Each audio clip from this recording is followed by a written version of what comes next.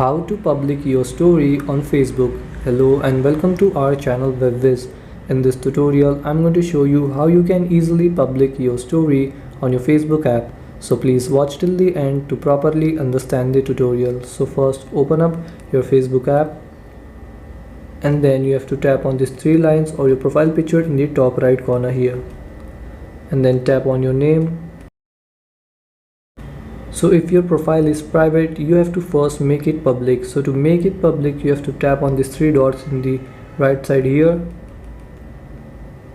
and then tap on unlock profile, then tap on unlock, then tap on unlock your profile,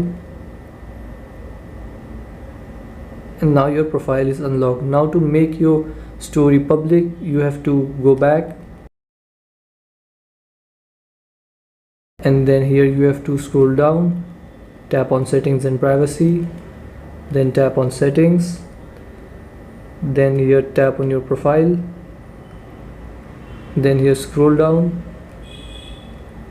and here tap on story settings, then here tap on story privacy and then select public and then tap on save.